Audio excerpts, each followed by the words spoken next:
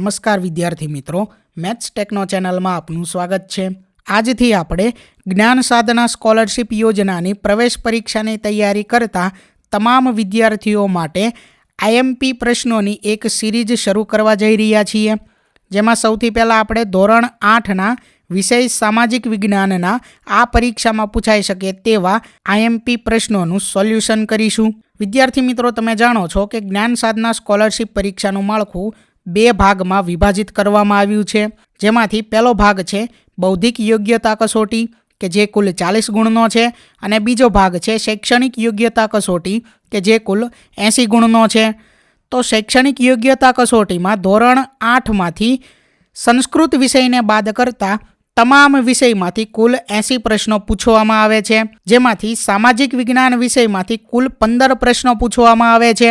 તો આજના આ વિડીયોમાં આપણે ધોરણ 8ના વિષય સામાજિક વિજ્ઞાનનું પ્રકરણ નંબર 1 ભારતમાં યુરોપિયનો અને અંગ્રેજી શાસનની સ્થાપના તેનો ભાગ 1, જેમાં આ પરીક્ષામાં પૂછાઈ શકે તેવા મહત્ત્વના 25 MCQ પ્રશ્નોનું સોલ્યુશન કરીશું। તો જ્ઞાન સાધના સ્કોલરશિપ પરીક્ષાની તૈયારી કરતા તમામ વિદ્યાર્થીઓએ આ વિડીયો ખાસ જોવો। તો સૌથી પહેલાં છે પ્રશ્ન નંબર 1, ભારત હંમેશા વિશ્વના આકર્ષણના કેન્દ્રમાં રહ્યું છે, તેનું મુખ્ય કારણ કયું છે? જેમાં વિકલ્પ A છે ભારતનું સમૃદ્ધ સાહિત્ય, B ભારતની શાસન વ્યવસ્થા, C ભારતની આર્થિક સમૃદ્ધિ અને વિકલ્પ D ભારતની વિદ્યાપીઠો। તો વિદ્યાર્થી મિત્રો, આ પ્રશ્નનો જવાબ થશે વિકલ્પ C ભારતની આર્થિક સમૃદ્ધિ। વિદ્યાર્થી મિત્રો, આ 5 સેકન્ડની અંદર તમે જાતે પણ પ્રશ્નના જવાબ તમારા મનમાં વિચારી શકો છો અને તમે જાતે પોતાનું મૂલ્યાંકન કરી શકો છો। ત્યાર પછી હવે આગળ જોઈએ। પ્રશ્ન નંબર 2 છે, ઈસુની 15મી સદીમાં યુરોપમાં થયેલા નોંધપાત્ર સામાજિક અને ધાર્મિક પરિવર્તનો કયા નામે ઓળખાય છે? તો એમાં વિકલ્પ A છે નવજાગરણના નામે, B નવજાગૃતિના નામે, C નવનિર્માણના નામે અને વિકલ્પ D છે નવરચનાના નામે।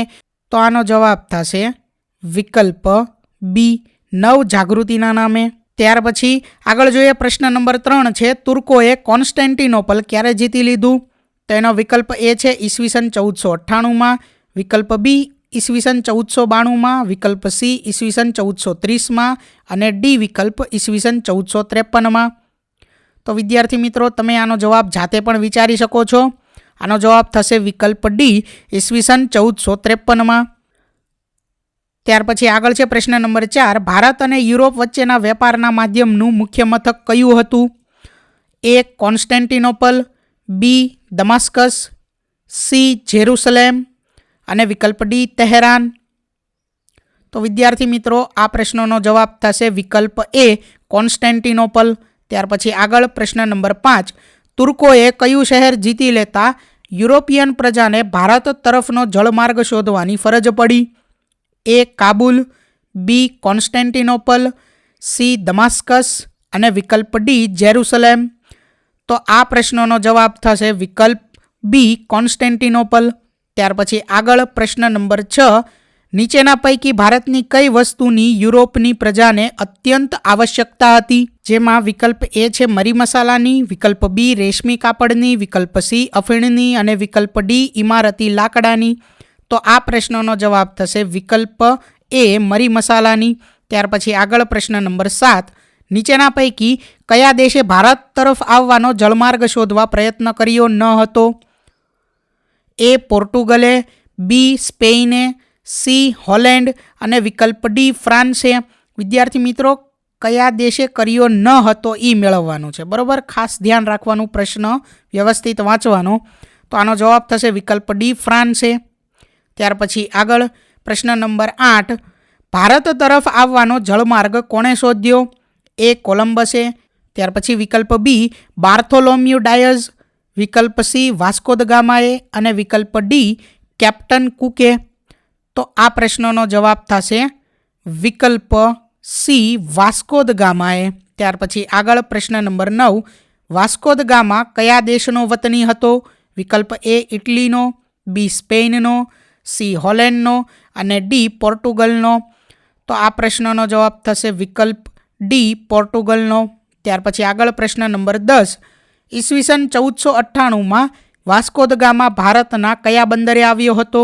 એ સુરત, બી કાલિકટ, સી કોચીન અને ડી મછલીપટ્ટનમ. તો આ પ્રશ્નનો જવાબ થશે વિકલ્પ બી કાલિકટ. ત્યાર પછી આગળ પ્રશ્ન નંબર 11. ઈસવીસન 1498માં કાલિકટમાં કયો રાજા રાજ્ય કરતો હતો? એ આબુકર્ક, બી સામુદ્રિક, સી અભેડા અને ડી ફરૂખ ખશિયર. તો આ પ્રશ્નનો જવાબ થશે વિકલ્પ બી સામુદ્રિક. ત્યાર પછી આગળ પ્રશ્ન નંબર 12. ભારતમાં પોર્ટુગીઝ રાજ્યની સ્થાપના કોણે કરી? વિકલ્પ એ ફ્રાન્સિસ ડી ડિસોઝાએ. ત્યાર પછી વિકલ્પ ડી ટોમસ ડી હેનિબાલે. વિકલ્પ સી ફ્રાન્સિકો ડી અભેડાએ અને ડી અલ્ફાન્ઝો ડી આબુકર્કે. તો આ પ્રશ્નનો જવાબ થશે વિકલ્પ ડી અલ્ફાન્ઝો ડી આબુકર્કે. ત્યાર પછી આગળ પ્રશ્ન નંબર 13. પોર્ટુગીઝોએ ગોવાને પોતાની રાજધાની ક્યારે બનાવી? એ ઈસવીસન 1503માં, બી ઈસવીસન 1505માં, સી ઈસવીસન 1530માં અને વિકલ્પ ડી ઈસવીસન 1535માં. તો આ પ્રશ્નનો જવાબ થશે વિકલ્પ સી ઈસવીસન 1530માં. ત્યાર પછી આગળ પ્રશ્ન નંબર 14. પોર્ટુગીઝોએ નીચેના પૈકી કયા સ્થળના સુલતાનને હરાવ્યો ન હતો? એ ગોલકોંડાના, બી અહેમદનગરના, સી કાલિકટના અને વિકલ્પ ડી બીજાપુરના. તો આ પ્રશ્નનો જવાબ થશે વિકલ્પ એ ગોલકોંડાના. ત્યાર પછી આગળ પ્રશ્ન નંબર 15. નીચેના પૈકી કઈ યુરોપિયન પ્રજા સાગરના સ્વામી ગણાતી હતી? એ અંગ્રેજ, બી ડેનિશ, સી ડચ અને ડી પોર્ટુગીઝ. તો આ પ્રશ્નનો જવાબ થશે વિકલ્પ ડી પોર્ટુગીઝ. ત્યાર પછી આગળ પ્રશ્ન નંબર 16. ડચ પ્રજા ક્યાંની વતની હતી? એ ડેનમાર્કની, બી હોલેન્ડની, સી ગ્રેટ બ્રિટનની અને ડી ફ્રાન્સની. તો વિદ્યાર્થી મિત્રો આ પ્રશ્નનો જવાબ થશે વિકલ્પ બી હોલેન્ડની. ત્યાર પછી આગળ પ્રશ્ન નંબર 17. ભારતમાં ડેનિશ પ્રજાએ પોતાનું વેપારી મથક બંગાળમાં ક્યાં સ્થાપ્યું હતું? એ કોલકાતામાં, બી ઢાકામાં, સી શ્રીરામપુરમાં અને વિકલ્પ ડી હુગલી નદીના કિનારે. તો આ પ્રશ્નનો જવાબ થશે વિકલ્પ સી શ્રીરામપુરમાં. ત્યાર પછી આગળ પ્રશ્ન નંબર 18. ઇંગ્લેન્ડમાં ઈસ્ટ ઇન્ડિયા કંપનીની સ્થાપના ક્યારે કરવામાં આવી? વિકલ્પ એ ઈસવીસન 1600માં, બી ઈસવીસન 1605માં, સી ઈસવીસન 1618માં અને વિકલ્પ ડી ઈસવીસન 1951માં. તો આ પ્રશ્નનો જવાબ થશે વિકલ્પ એ ઈસવીસન 1600માં. ત્યાર પછી આગળ પ્રશ્ન નંબર 19. અંગ્રેજોએ ભારતમાં પોતાની પ્રથમ કોઠી એટલે કે વેપારી મથક ક્યાં અને ક્યારે સ્થાપી?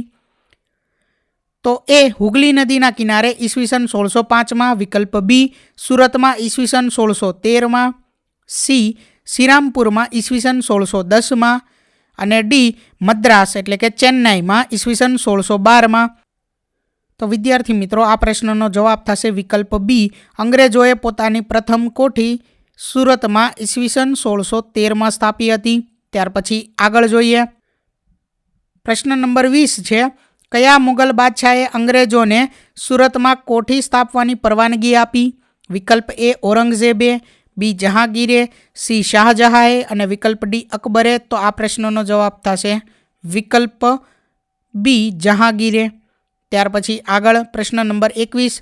અંગ્રેજોની ફોર્ટ વિલિયમ નામની વસાહત આજે કયા નામે ઓળખાય છે? એ ગોવિંદપુર, બી કોલકાતા, સી શ્રીરામપુર અને ડી ઢાકા. તો આ પ્રશ્નનો જવાબ થશે વિકલ્પ બી કોલકાતા. ત્યાર પછી આગળ પ્રશ્ન નંબર 22 છે. કયા ફ્રેન્ચ અધિકારીએ ચંદ્રગીરીના રાજા પાસેથી મદ્રાસને પટ્ટે લઈને કોઠી સ્થાપી? એ ટોમસ રોએ, બી ક્લાઇવે, સી સેન્ટ જ્યોર્જે અને વિકલ્પ ડી ફ્રેન્કો માર્ટિને. તો આ પ્રશ્નનો જવાબ થશે વિકલ્પ ડી ફ્રેન્કો માર્ટિને. ત્યાર પછી આગળ પ્રશ્ન નંબર 23 છે. ફ્રેન્ચ ઈસ્ટ ઇન્ડિયાની સ્થાપના ક્યારે થઈ? વિકલ્પ એ ઈસવીસન 1639માં, બી ઈસવીસન 1664માં, સી ઈસવીસન 1672માં અને વિકલ્પ ડી ઈસવીસન 1668માં. તો આ પ્રશ્નનો જવાબ થશે વિકલ્પ બી ઈસવીસન 1664માં. ત્યાર પછી આગળ પ્રશ્ન નંબર 24. ફ્રેન્ચ ઈસ્ટ ઇન્ડિયા કંપનીનું મુખ્ય મથક કયું હતું? વિકલ્પ એ મછલીપટ્ટનમ, બી મદ્રાસ, વિકલ્પ સી કારીકલ અને વિકલ્પ ડી કલકત્તા. તો આ પ્રશ્નનો જવાબ થશે વિકલ્પ એ મછલીપટ્ટનમ. બરાબર, અહીંયા વિકલ્પમાં એમાં આવશે મછલીપટ્ટનમ. ત્યાર પછી આગળ જોઈએ પ્રશ્ન નંબર 25. અંગ્રેજોએ ઈસવીસન 1651માં કયા સ્થળે પોતાની પ્રથમ કોઠી સ્થાપી? વિકલ્પ એ મદ્રાસ, બી સુરતમાં, સી બંગાળમાં અને વિકલ્પ ડી પોંડિચેરીમાં. તો આ પ્રશ્નનો જવાબ થશે વિકલ્પ સી બંગાળમાં. તો વિદ્યાર્થી મિત્રો, વિષય સામાજિક વિજ્ઞાનના પ્રકરણ નંબર 1નો ભાગ 1 અહીં પૂર્ણ થાય છે. વિદ્યાર્થી મિત્રો, આપેલા વિડીયોની જો તમારે પીડીએફની જરૂર હોય તો તમે આપણી એપ્લિકેશન સ્માર્ટ સાથી પરથી મેળવી શકશો. વિદ્યાર્થી મિત્રો, આપણી એપ્લિકેશન સ્માર્ટ સાથી પ્લે સ્ટોરમાં આવી ગઈ છે, જેની અંદર તમે બધા વિભાગ જોઈ શકો છો. તેની અંદર વિવિધ ધોરણ છે. ધોરણ ઉપર ક્લિક કરતાં વિવિધ વિષય ખુલશે. વિષય ઉપર ક્લિક કરતાં તેની અંદર આવતા પાઠ ખુલશે. તેની અંદરથી તમે પાઠ્યપુસ્તક પણ ડાઉનલોડ કરી શકો છો. તેની અંદર આપેલા પાઠમાં ક્લિક કરતાં તમે પાઠની પીડીએફ, સ્વાધ્યાયની પીડીએફ, સ્વાધ્યાયન પોથીની પીડીએફ, પાઠના વિવિધ વિડીયોઝ, સ્વાધ્યાયના વિડીયોઝ, સ્વાધ્યાયન પોથીના વિડીયોઝ બધું જોઈ શકો છો અને ડાઉનલોડ પણ માત્ર એક ક્લિકમાં કરી શકો છો. વિદ્યાર્થી મિત્રો, આપણી એપને સપોર્ટ કરજો, ડાઉનલોડ કરજો.